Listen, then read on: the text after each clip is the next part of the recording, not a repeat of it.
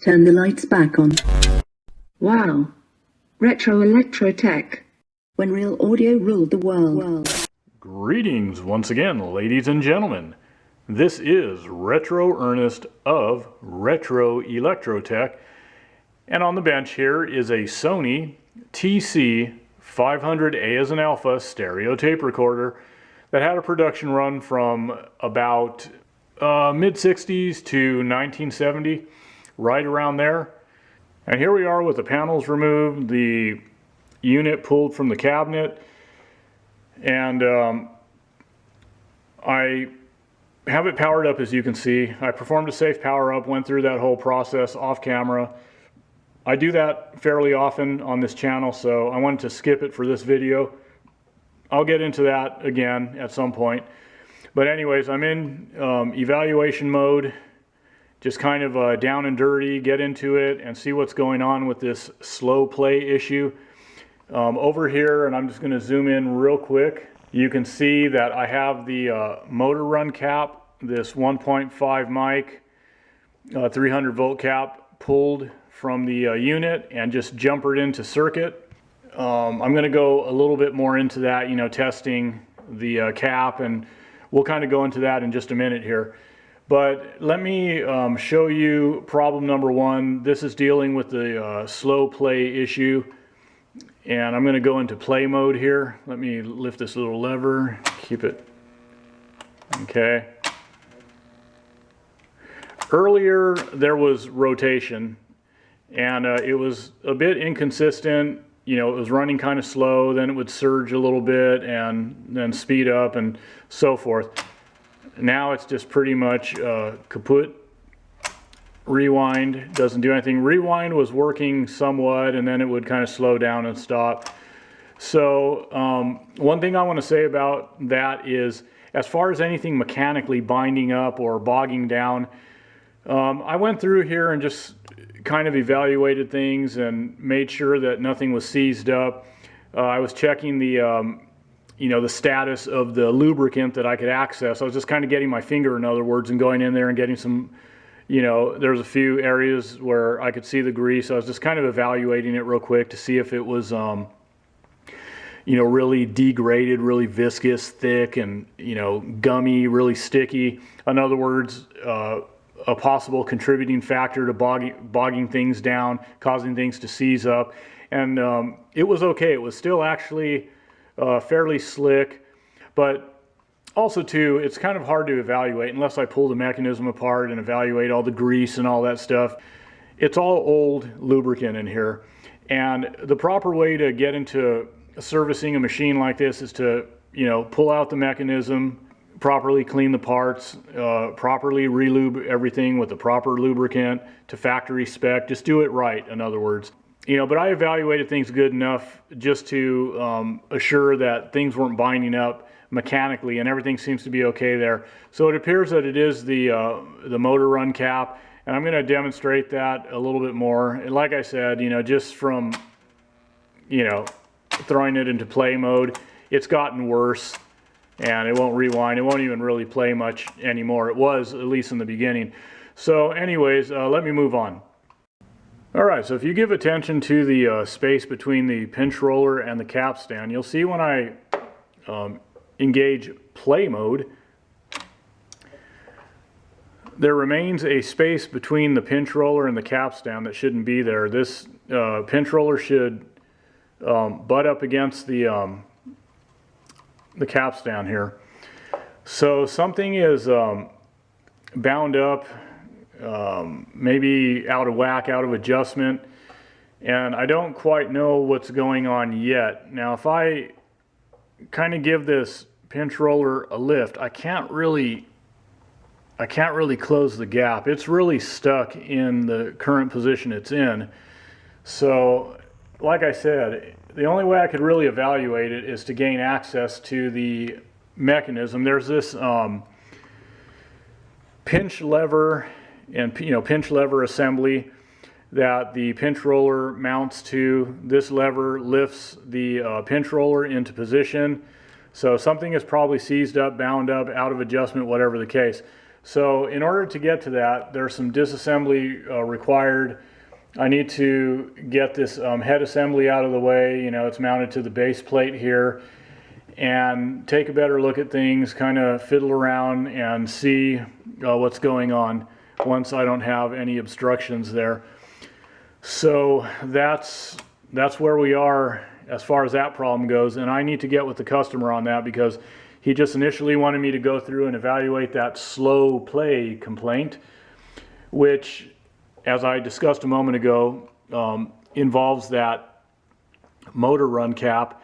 And we're going to get into testing that a little bit deeper.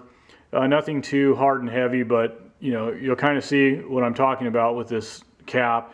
And then we'll kind of swap it out and evaluate the speed, the function of the transport mechanism and all that. So I'm not going to get into anything real detailed, real deep, because I just want to get through this evaluation. I pretty much know what the problem is as far as the speed issue is concerned. But as far as what's going on here with the pinch lever assembly and all that, that's yet to be, you know, determined.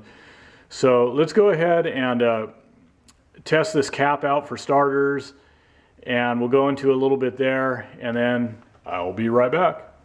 Okay, so you can see that our 1.5 mic motor run cap is reading 49.29 mics. So that's not good. Okay, so to give you an idea of what we're dealing with in terms of leakage current, this is a 300 volt cap. I have it on my power supply, and I only have like about 3 volts fed into that cap. And you can see we have 187 microamps of leakage just at 3 volts. So yeah, this cap is completely shot. All right, so we're going to bring in a substitute capacitor just to demonstrate how things are working with a substitute. I'm just putting 3 of these 0.5 mic poly caps in parallel. Okay, these are rated at 630 volts in parallel, and we know that in parallel the max voltage rating remains the same, and the capacitance is additive. So like I said, I have 3 0.5 mic caps here, so 1.5 mic in total. So let's go ahead and take a look at that. I'm not pulling out a capacitance meter or anything. I don't really need to do that for this, but you can see I have 1.5 mics. So let's go ahead and swap this in and see how the machine behaves. Okay, so we have our substitute caps jumpered in circuit over there. All right, let's go ahead and power up this machine and see what we got here. All right. Okay, so let's go ahead and throw it into play mode. And we're looking good. Okay, looking good. See our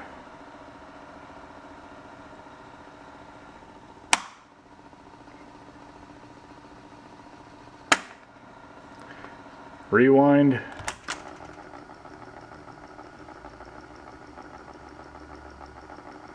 All right, it's got good torque.